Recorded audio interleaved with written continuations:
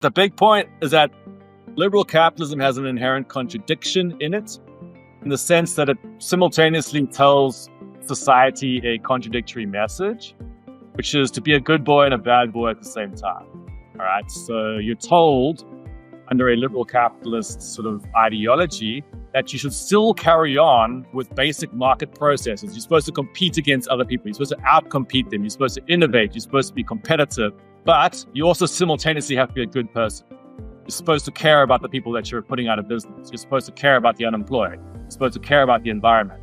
And actually, these two messages create cognitive dissonance in society and a pervasive sense of guilt, this pervasive sense that you're failing to fulfill this impossible ideal of being a capitalist, whilst also being a person promoting a just and sustainable society. And that is politically weak because it allows the right wing to actually at certain points target that, which is what Trump has actually in many ways done.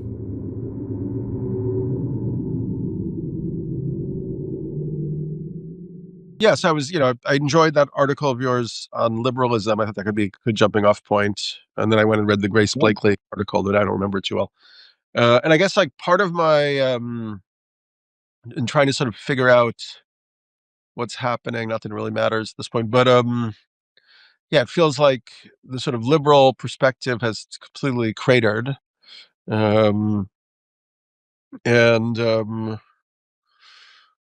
Partially because of its dominance of like media and framing capacity and so on. The right wing has just, money, I guess, has just sort of taken over. But we know that more people than not are still against it. So, I don't know. Maybe talk about your current thinking in regards to these topics. I mean, I can talk about that article that you enjoy, if you like. Yeah. To give people who are watching some sense of what that was. It was called Making Capitalism Bad Again. And it was actually partially based upon my own experiences in the so-called good capitalism scene. Part of my background is I come from a left-wing background, but just before the financial crisis hit, I kind of went on an anthropological adventure into the financial sector.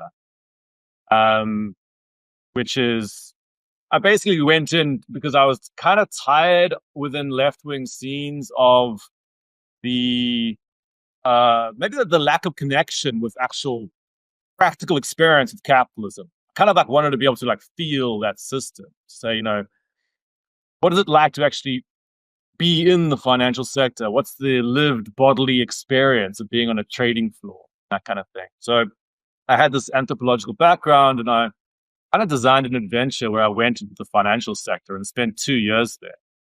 And in the process, I kind of corrupted myself a bit, right? So I went kind of quite gonzo, sort of went native, as it were, and kind of threw myself into it and allowed myself to sort of experience the sort of vibes of finance, like coursing through my being. But I sort of spent 2 years in that space. And then after I left, I started working on these activist campaigns around finance, basically applying my knowledge I'd learned to these different types of campaigns to help change the financial sector. And at that time, I'd have these people who would refer to me as being a reformed banker, right? They'd say, oh, you were this person who once did bad. Now you're a person who's trying to, quote unquote, do good. And it really irritated me. It irritated me a lot, this sort of idea that there was a sort of binary morality in the world and, now you were trying to do good. But I did know a bunch of people who did think of themselves like that. I started getting involved in some certain scenes, hang around certain scenes like sustainable finance, for example, and social finance, where there were lots of these people who previously worked in the financial sector who were then thinking about themselves as trying to do good or like create a good type of compassionate capitalism. All right. And so there's this whole kind of scene, let's say around 2012, 2013, 2014, of people trying to say, we could use capitalism for good, provided we design it in that way. And in many ways... Some people still are arguing that, even now. Yeah. Well, it's actually a very old tradition. Yeah. It's a tradition that comes out of liberal reformism. Right? So liberal reformism is a type of, let's call it like a social attitude, particularly among higher socioeconomic classes, where they seek to alleviate the bad effects of capitalism. So like in the 18th or in the 19th century, this might take the form of like an aristocrat saying, we need to make conditions better for the working class, or else it's about extending rights. And you always have conservatives fighting against liberal reformism, but often the conservatives and the liberal reformers are actually coming from the same strata of society. Right? So it's a kind of battle between elites in the capitalist system. And historically, Marxists and people like that are deeply skeptical and suspicious of liberal reformism, because they often view it as a kind of superficial attempt to alleviate the bad things that happen out in capitalism, and in so doing, kind of like extend the life of the system. But anyway, 2012, you have a modern incarnation of that, which is the sort of the ESG scene, or environmental, social, and governance scene, which is about responsible investments. It's all about these kind of capitalists attempting to be good. And then there's also these other types of exemplary liberal business heroes like Bill Gates, who are people who basically come out and say, we will use our power for good. We will use it to help the bottom billion. And this is the kind of liberal vibe, or the sort of liberal face of capitalism. And in the article, there's a friend of mine called James Schneider, who's one of Jeremy Corbyn's political advisors or communications advisors. And, the way that he will describe liberalism is to say, it's the face that capitalism puts on when it's feeling relaxed and secure. When it's feeling chilled out, it can sort of put on this more chilled out face, this kind of face, as it were. But the big point is that liberal capitalism has an inherent contradiction in it, in the sense that it simultaneously tells society a contradictory message, which is to be a good boy and a bad boy at the same time. All right. So you're told under a liberal capitalist sort of ideology that you should still carry on with basic market processes. You're supposed to compete against other people. You're supposed to outcompete them. You're supposed to innovate. You're supposed to be competitive. You're supposed to basically be an asshole at some level. But you also simultaneously have to be a good person. You're supposed to care about the people that you're putting out of business. You're supposed to care about the unemployed. You're supposed to care about the environment. And actually, these two messages create cognitive dissonance in society, and a pervasive sense of guilt, this pervasive sense that you're failing to fulfill this impossible ideal of being a capitalist, whilst also being a person promoting a just and sustainable society. All right. And that is politically weak, because it allows the right wing to actually, at certain points, target that, which is what Trump has actually in many ways done, by pointing out the hypocrisy of the liberal vision and saying, actually, you don't need to square that circle. You don't need to be a good boy and a bad boy at the same time. You just need to be a bad boy. All right. So that's the kind of the drill, baby, drill type of ethos. It's just like, fuck attempting to be a good person. Just be the person you're supposed to be under a capitalist system. Forget about the contradiction. And then he sort of frames that in positive terms as being the kind of warrior ethos. And it kind of creates this sort of euphoric upwelling of just people being kind of feeling the sense of freedom from the contradiction. And that's basically what that piece was about. We can unpack some of that if you want, but I'm interested to hear your reflections on that. No, that seems sensible to me. Yeah,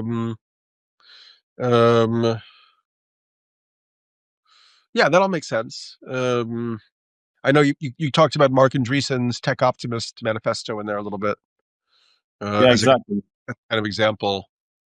Yeah, because his...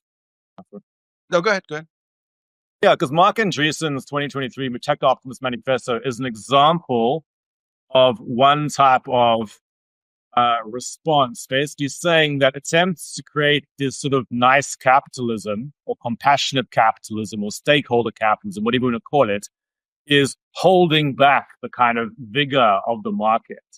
Yeah. And this is like a very typical free market thing to say. They say, you should never, stand in the way of the natural workings of the market, because it kind of neuters you, or like emasculates the market. Right? So all the language of the techno-optimist scene, or the accelerationist scene, was all about like release the forces of the market, take off that mask of trying to be compassionate and just go ahead and like screw the world, right? But of course, it's more complicated than this because they don't like to present, everybody wants to believe that what they're doing is the right path, right? They don't want to think of themselves as being an asshole. So they reframe that sort of screwing the world narrative as innovation or as being forward-looking or embracing progress. That's where this whole effective altruism ideology is very useful for these guys. Yeah. Because if you can argue that, sure, you might kill a few million or even a bajillion people today, but if you're going to be the one who gets humanity out into the galactic infinite, there'll be billions of human beings, populating the galaxy because of you, then you were completely justified in doing that. That's very interesting. I hadn't actually made that connection, but yeah, totally, for sure. Yeah. Yeah, because the big thing they hate... That's what Musk's ideology is. That's why he feels entitled to lie and put out all this far right-wing propaganda, because he believes that if he is helping humanity... I mean, this is, one level of their ideology. People can also have paradoxical... I also saw Peter Thiel recently say that he doesn't believe... Musk no longer believes that we're going to get to space. So that's also why he's more focused on Earth right now. But yeah, basically the idea would be sure, 12 million kids die because you've destroyed USAID and people in Gaza are exterminated and all these terrible things happen, but you build the rockets and you get the minerals and you get the AI and you make it to Mars and Venus and Pluto and all that stuff. And then you're great, you're a hero. Yeah, and actually it's part of what connects together people like Marc Andreessen and all the tech lords with the Manosphere, or the kind of men's rights scene. Because within that scene, they also imagine that forms of compassionate capitalism or sustainability or environmentalism are a kind of emasculating feminine force that is preventing them from doing what they're supposed to do, which is to move forward and dominate, right? So they're saying, we've been told to hold back and conserve rather than move forward and dominate. And this is creating a problem for my identity. So there's always been this kind of attack on environmentalism from within the men's rights scene for that purpose. And basically, Marc Andreessen spells it out. He's basically like, you're allowed to do environmental stuff, but it has to take the form of technological innovation that's thrusting forward. You can't do anything that involves holding back or conserving. It has to always be framed in this masculine way as a kind of like thrusting action, right?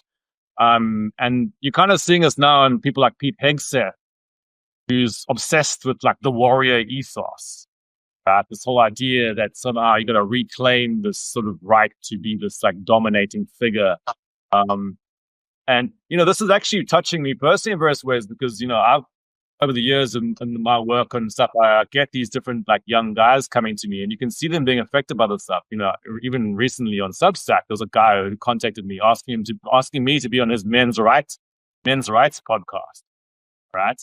This guy's like in his early 20s and he's like become this sort of Christian conservative and his feed is full of all this like crusader ideology stuff. Like, the world is a series of battle between civilizations and we no longer must hold back from the thing that you need to do, which is to go out and battle, right? So he's taking on that kind of Hegseth mentality. Yeah. And I guess part of the thing is that the conditions for that have been partly created by the dissonance in the liberal capitalist vision. Yeah. I mean, there's like multiple levels or dimensions of analysis about what's happening right now and why, the sort of rapid disintegration, potentially into even like something like genocide in the US. But what one level of it is, kind of gender rage, over the last, decades, women have been flourishing, in, peaceful Western economies. And because, when you have a, sustained period of peace, and you also have a level of technological, advanced communications infrastructure, women tend to do well because they're really good at building effective networks and effective relationships. Men are more like loners, and I think it's like 70% of college graduates in the U.S. have been women recently, and so a lot of men are suffering kind of like status loss, and they're like not able to get out of their parents' basements. They're playing all these like warlike video games, and they're becoming like incels or crusaders, I guess. Yeah, Yeah. they don't feel that society is structured anymore to give them what they want or what they've been taught to want, which includes like a romantic partner and enough money to build a life and so on. So they've decided to take it into their hands, like tear apart the structure, and that's just become like a major Yeah. force right now. I should be worth, if you're interested in speaking to Sarah Jaffe. I'm not sure if you know Sarah Jaffe. She's a labor No, journalist in the US. Um, she's spent many, many years on the front lines of union struggles and stuff like that. She wrote a book called Work Won't Love You Back, a couple more recently. But her latest thing she's working on a book on precisely this stuff around the, I guess, sexual politics, or how a lot of men are, just basically what you just said there, right? How lots of men have perceived a relative loss in power over time, and a relative sense of being unable to fulfill their social roles. And of course, that type of anger gets directed toward people like, Kamala Harris, or your classic kind of liberal business eras like Sheryl Sandberg or Oprah Winfrey, these types of people who is kind of like the sort of nice face of capitalism again, the kind of nice feminine face of capitalism. But that's seen more generally, which includes, sort of the Bill Gates and stuff. It's all about this having compassion within capitalism. All right.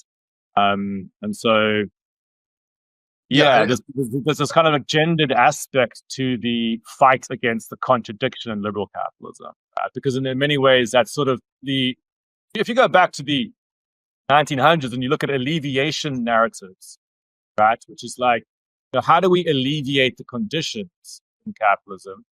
The original alleviation stuff often applies to working class men, right? It's like, give them more rights, give them the ability to vote, this kind of stuff. And then it only slowly moves into, suffragettes and things like that. So there's a kind of, but in many ways, the kind of modern incarnation of the liberal alleviation stories is all about women's empowerment and business. And, Sheryl Sandberg's book, Leaning In, was kind of like a pinnacle of that sort of vibe. I don't know if you know that book.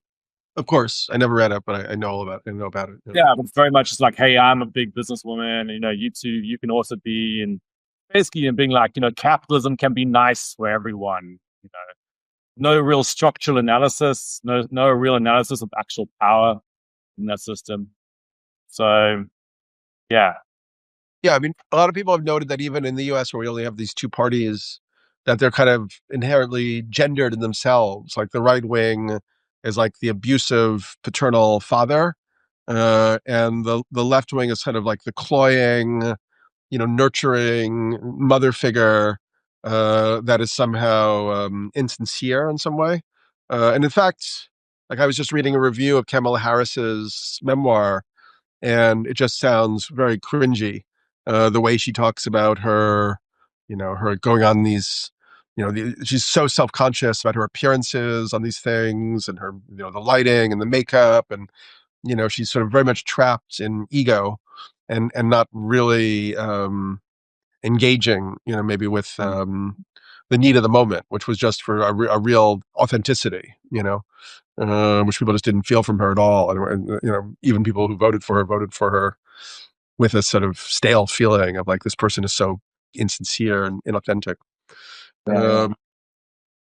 So I guess that's like, it sort of feels like the liberalism thing has kind of collapsed at this point. Like this sort of ESG, like, yeah, people are still doing it, and Climate Week, like people are still, but like, I have a lot of friends. I mean, I couldn't even make myself go to the Climate Week stuff because I just knew they would be so avoidant of the rise of fascism and it's like, I mean, I had friends who are in these sort of, consciousness, green kind of like movements, and Mm-hmm. that one of them wrote a post to her group where she was like, oh, I think that, left and right are just ego, and red and blue, and, that stuff doesn't really matter. And I'm like, well, it actually does matter. I mean, not that, I'm not a Democrat, but what, Trump is completely destructive for the Yeah. system, planetary ecology, if you care about that. Yeah, I mean, what do you see as? I mean, I guess I have some ideas around this, but the kind of economic kind of underpinnings of what's happening now with this sort of extreme shift in the U.S. Um, Well, because I'll usually, I guess, certainly. like, you have like the rise of fascism in Nazi Europe or whatever. You know, it might have probably very confusing for people in it at the moment. But then after the fact, everyone was like, "Oh, of course, it was like hyperinflation," and Yeah, yeah, they, you know what I mean? It's so. But here it seems a little bit. I mean, we can sort of identify a lot of the factors, but it really the virulence of the hostility and the sort of bloodlust feels yeah. excessive, let's say, in terms of how people were I mean, experiencing. I think in very crude terms, a generalized stagnation of your wages of your lower and middle classes in relative into international terms. I mean, there's a reason why the big bogeyman used by Trump is China, right? In slow relative terms, players like China are basically slowly eroding US power, right? And that's a kind of big thing. And of course, the other big thing is AI, like automation. There's just been a mass transfer of wealth to tiny elites in the tech sector, right? It's quite notable that the tech elites made very, very sure to get very, very close to Trump, right? Because, of course, Steve Bannon and these types of people are actually very sketchy about the likes of the tech lords. And I mean, because the tech lords basically want to automate the shit out of everything. All right, they don't care about employment at all. In fact, they're like the antichrist to that. They're like destroy the jobs and have like hyper acceleration and singularity. I mean, they are obsessed with that shit. Yeah, they're also they have no interest in national sovereignty or the nation. Exactly, and it shows in Which their is also, particular obsessions. what's that? It shows in their obsessions around space Yeah, and longevity. The only situation in which a human being cares about space exploration is if they're in a tiny, disconnected elite where the sort of requirement for joining that cultural circle is to talk about absurd things that make no sense to anybody else. All right. The only circles where fantasizing about space travel makes sense is in like highly elite tech circles. Everyone else is like, what are you talking about? Right. So in those groups, it's I very, don't know.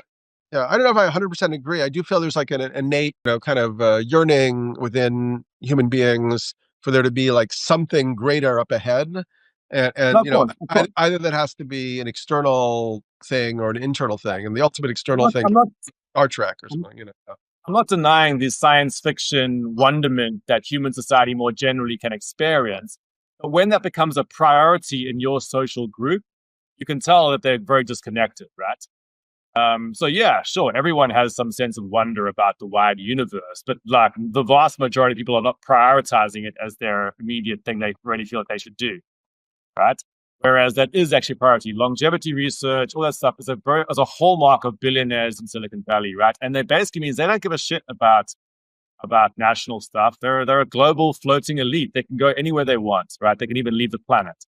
So for them, their interests are really not about economic nationalism, which is interesting why they've like sort of tied themselves to Trump, almost maybe to like hide in a sense, right?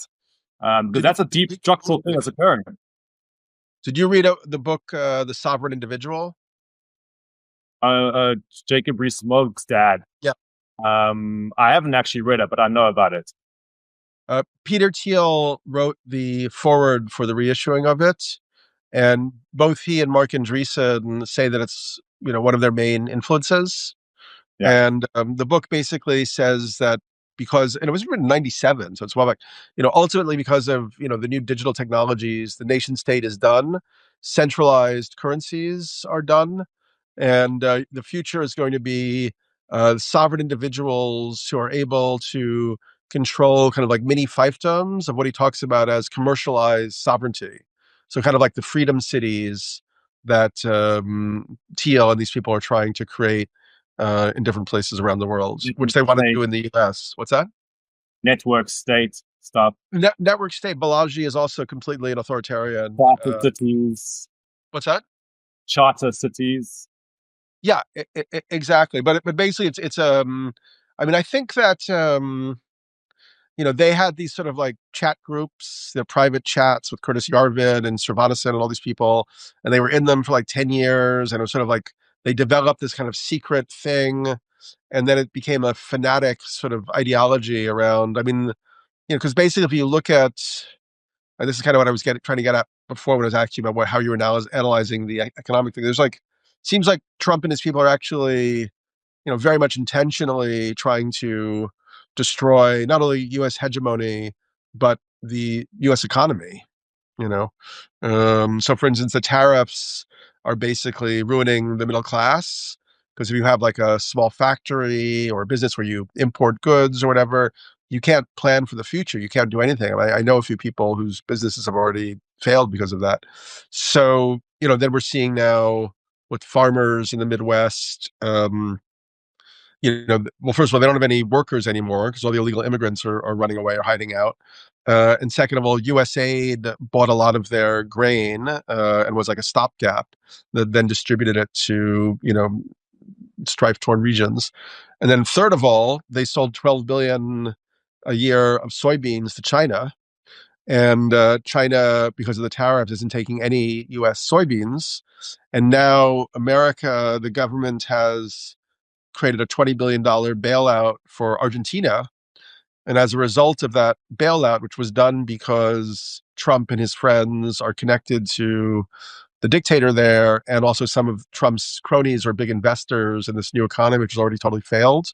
But because they now have that $20 billion bailout, they are cutting their export tariffs on soybeans, and China is essentially buying all the soybeans from Argentina that it used to buy from the US. So it's like insanity, basically. But, the bankrupt, what's that? It's like they're trying to centrally plan the global economy through this kind of like deal making. Well, by bankrupting, I don't know if it's centrally planning, but the idea is that because if you bankrupt all these local farms, then you have these equity firms or investment firms that buy all those farms up. And sometimes they rehire the same farmers, but now they're kind of like serfs working for this sort of investment consortium. And in fact, JD Vance is a big investor in at least one of these companies that are very, very like tech driven.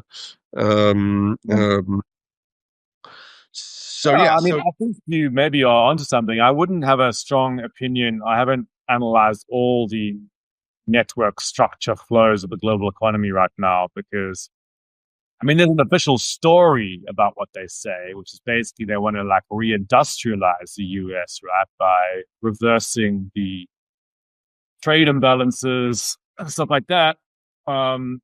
That's a kind of a story. It's an ideological tale told, and it has this sort of harking back to the 1950s when there's like the working man with his job and his wife and kids and sort of like stable existence. And so there is this like attempt to build this picture of a earlier America being rebuilt, not only economically, but also actually socially, with the sort of attack on all the kind of liberal beliefs, right, around sexuality and gender roles and everything. So there is this attempt to do that. But of course, like that's an official ideology. I'm sure there are weird interests going on. For example, like the private credit industry has a big role in the Trump administration. That's the sort of private equity firms. All these basically these like non-public finance firms have a big stake in the Trump administration. They're big backers of Trump. So yeah, they've got a bunch of agendas going on there.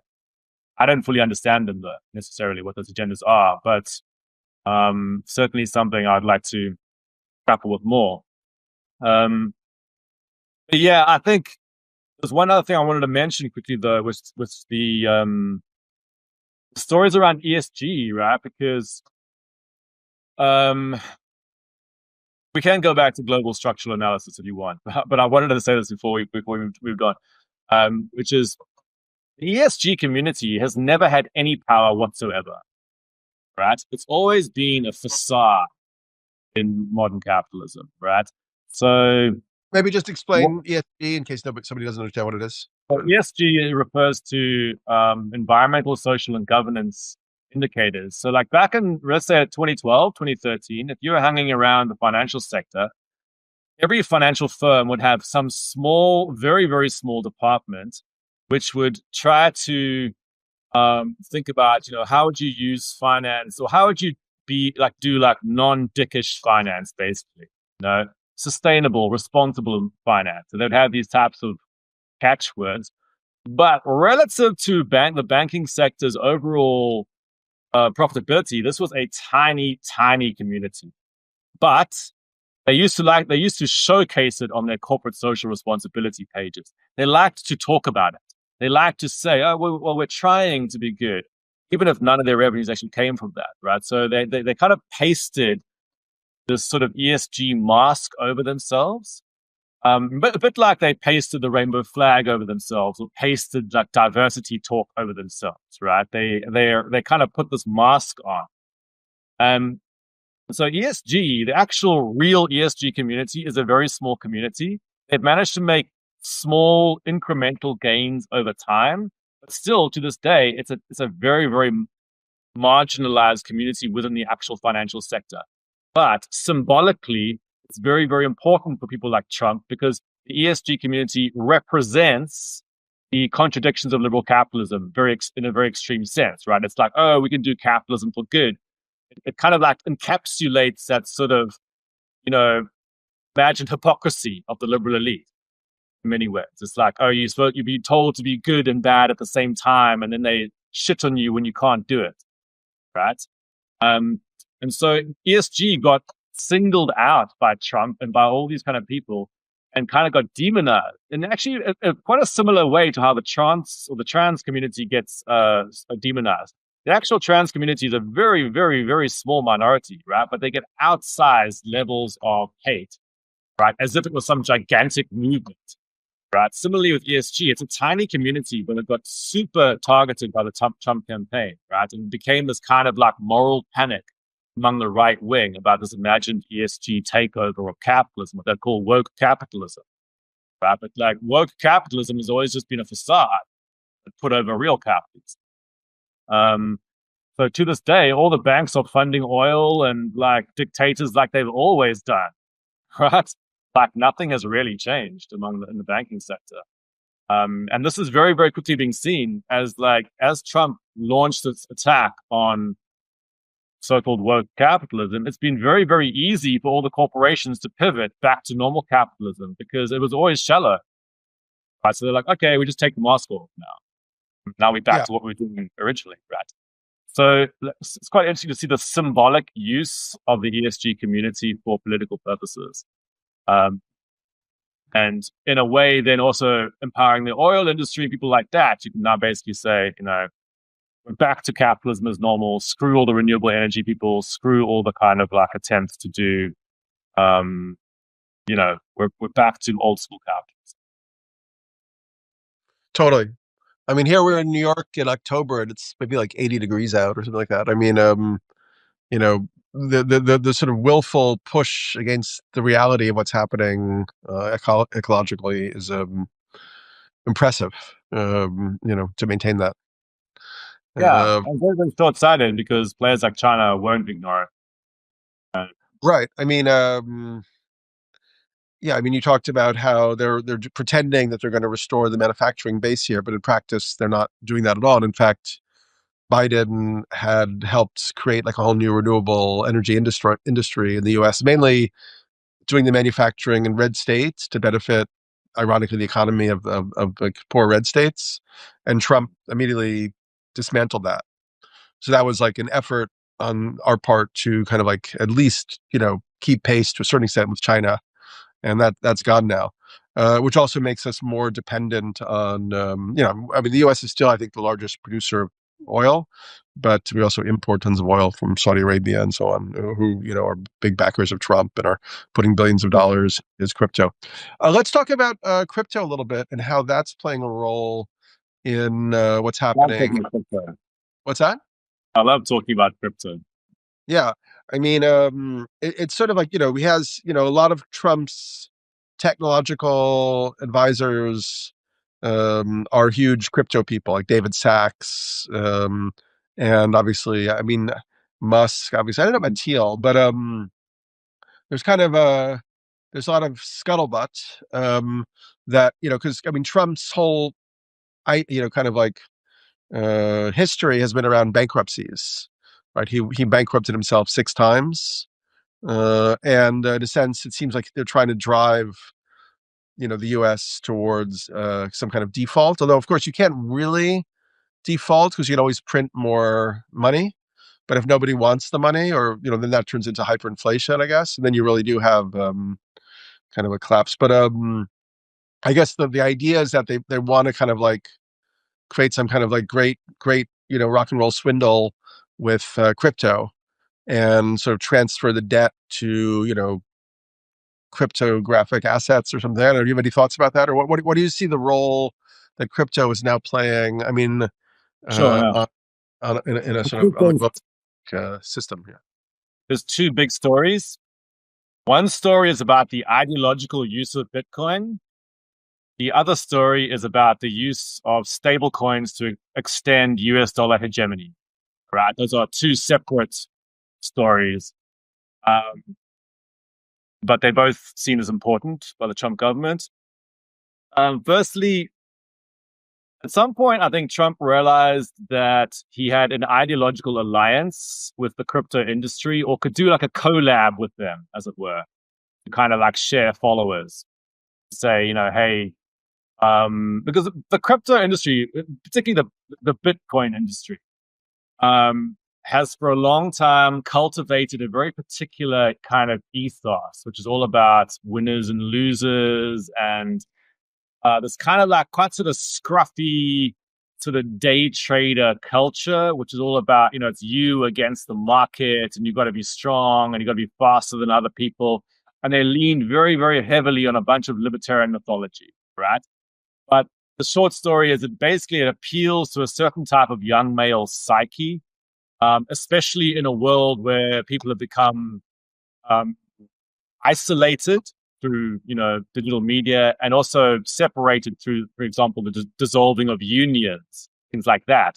You don't have forms of collective solidarity anymore. So you start to kind of retreat into this idea of like, well, you can gamble your way out of precarity, especially when lots of young people don't have access to houses like their parents did, or like other forms of assets that would appreciate in value. So this whole kind of like sort of populist finance thing among young men was around, okay, well, we get to have our kind of speculative asset that we can use to get out of, precarity. And this is a similar vibe in the meme stock manias, this kind of idea, like, we'll get to somehow beat the big players with this populist finance. So the crypto industry has long cultivated this, and they make a lot of money off cultivating that image.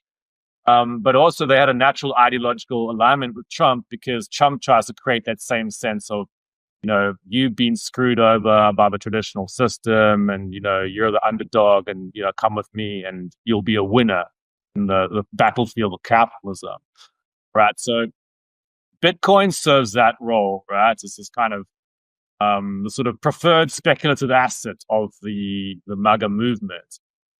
It's also has a sort of secondary role there, which is like, as you're undermining the social security structures of the US by attacking, players like Doge, for example, as you're attacking the social security structures, you're basically making people more precarious. So you then need to have another story, which is like, well, you're getting more precarious, but at least you can speculate on crypto to get rich, right? Like, we're opening up the gambling houses for you, right? Which is what Trump's trying to do now with opening up the 401k pensions to crypto speculation and stuff like that. So there's a whole kind of story there about the use of Bitcoin to sort of create ideological support for what's ideologically aligned with Trump. And there's one last element of it, which is actually that it's also been used to distribute patronage, right? So part of the insider kind of joke in those communities is like, if you follow the big daddy, he will reward you and enrich you by pushing up the price for you, right? So all the crypto traders were like, if we get in on this, Trump's gonna push up the crypto markets and reward his followers, which he's been slowly trying to do, right, in different ways. There's a second story which is about stablecoins, which is like totally different. Okay. Well, very quickly, what's that story?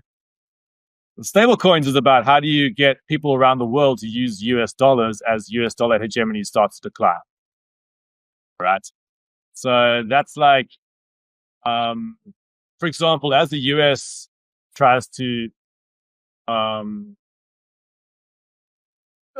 against its sort of trade imbalances. I mean, this is a very crude story, but for the rest of the world to be dependent on the US dollar, they need to accumulate US dollars, right?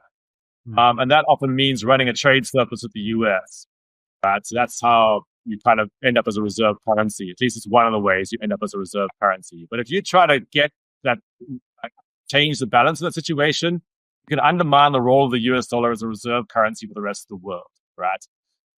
And so people like Stephen Myron and stuff have been trying to think about other ways to extend US dollar hegemony as stuff changes, basically, right? So the stablecoin markets are now one of the new ways they're thinking about.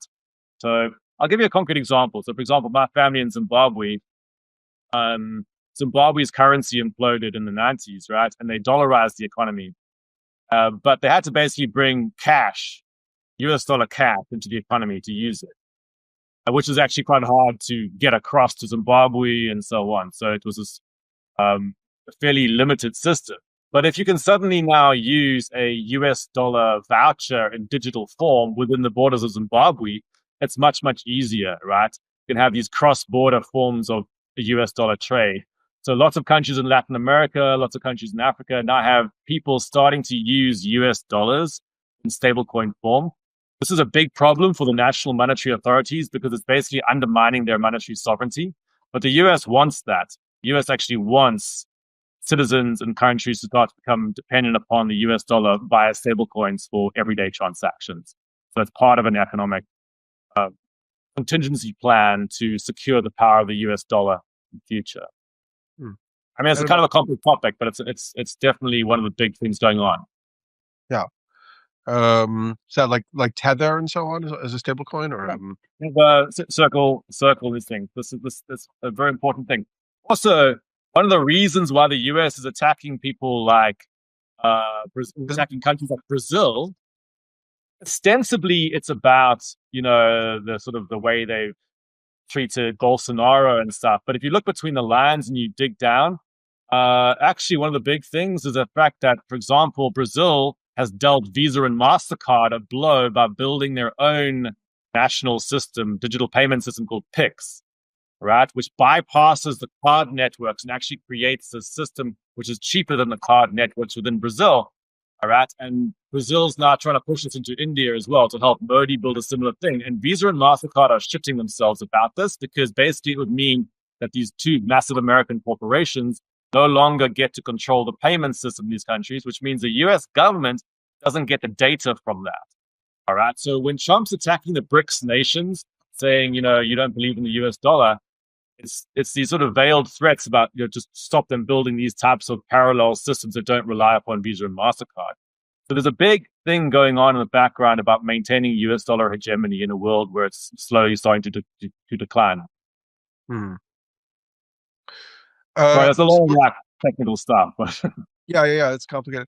I mean, so, essentially it feels like, certainly in the US, I mean, unevenly elsewhere, we're seeing this kind of like, movement towards the right and towards more authoritarian methods, which also seem to be, somewhat more, if they're, tacitly accepted, just maybe people don't even know what else to do about it. I was just reading about Greta Thunberg apparently having been treated very poorly, potentially even like tortured to a certain extent by her Israeli captors and so on.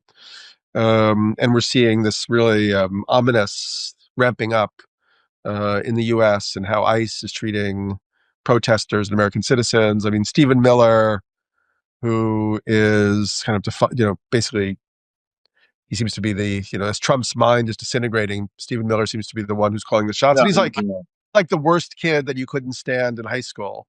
He's that mealy mouth, horrible psychopath. What's that? Super racist, basically. No. So, but he just, I think this morning or yesterday, he said something like, peaceful protests are just illegal from now on, and anybody who's protesting. He's a full-out autocrat. What's that? He's a full-out autocrat. Yeah.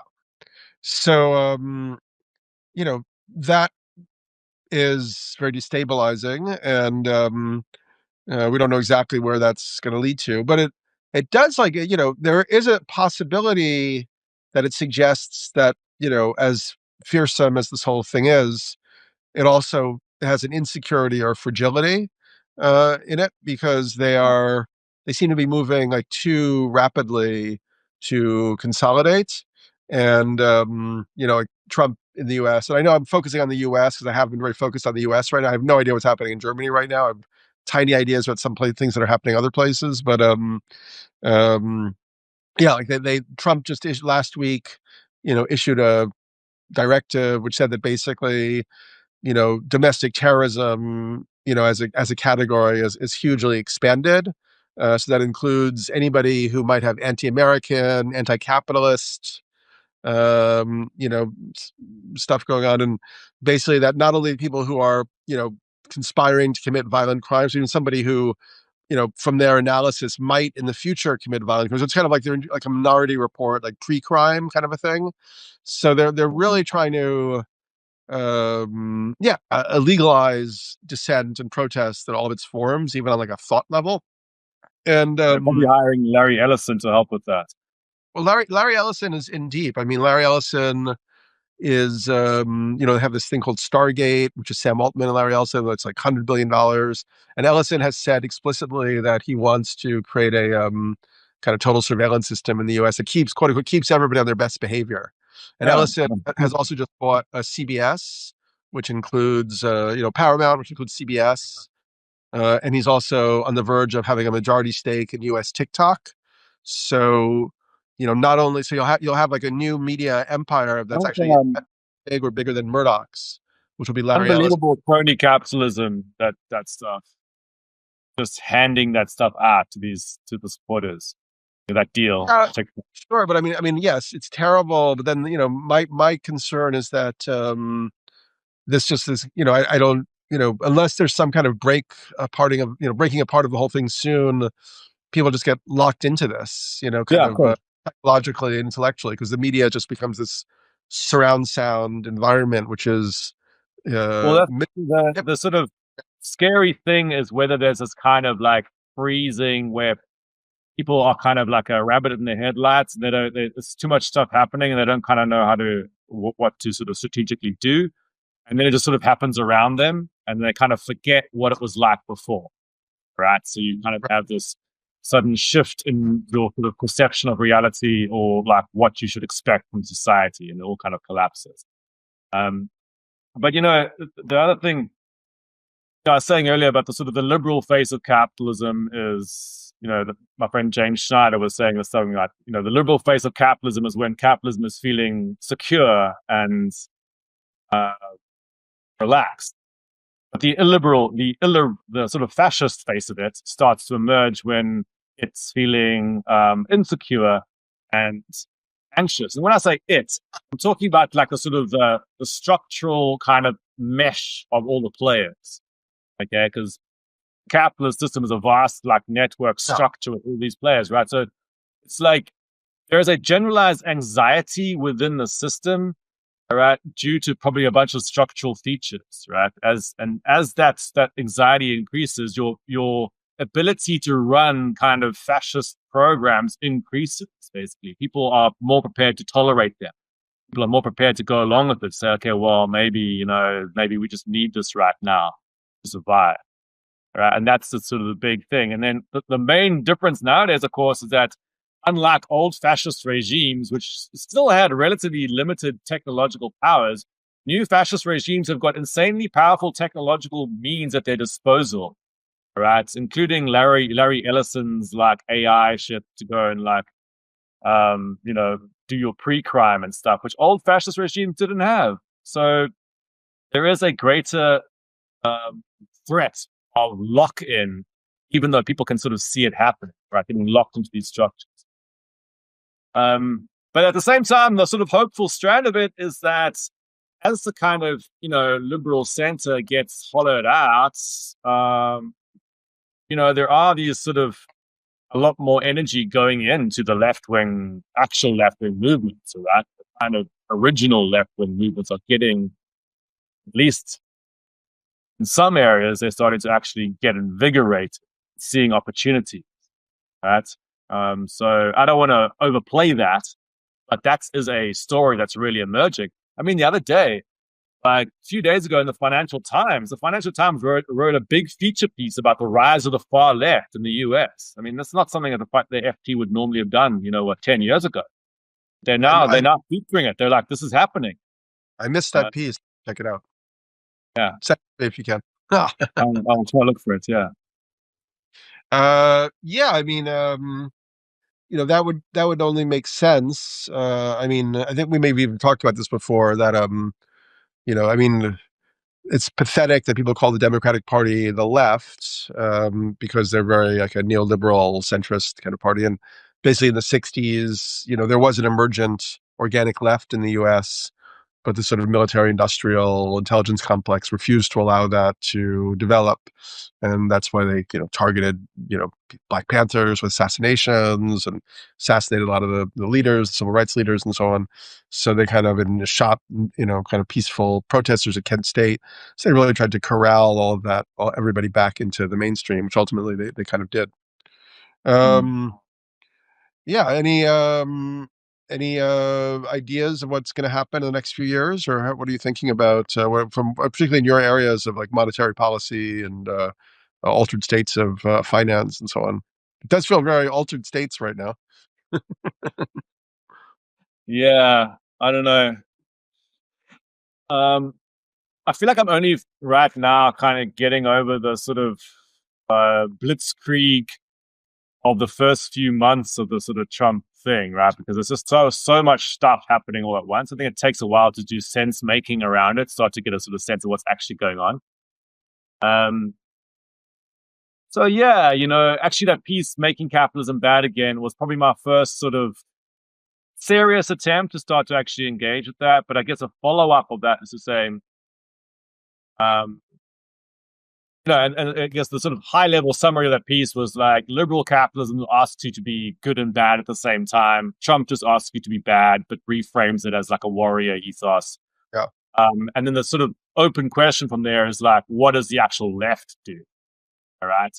So steering clear of the cognitive dissonance of the sort of liberal centrist story, but providing a strong counter to that story that Trump's providing, because that story that Trump's providing is basically kind of a disguised attempt at creating a new sort of gilded oligopoly elite, right, at the expense of American working people. So yeah, I'm going to put myself towards that task of forming the counterpower to that.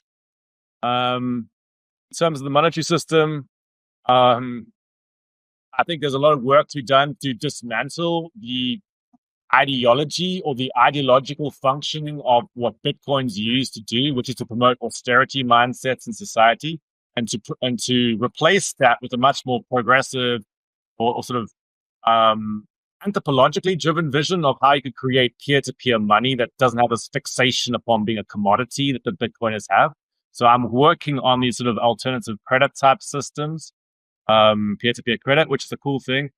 And yeah, that's kind of me right now. Sounds great. And I watch from a distance as you battle against all the like crazies and the sort of Silicon Valley guys and stuff. And I'm glad that you're out there on the front lines. Whatever. How do people connect with you and your work, and what should they look out for and all that stuff? Well, my Substack is Asimoco, or Altered States of Monetary Consciousness, which is www.asimo.co. Cool. I'll have to write it out.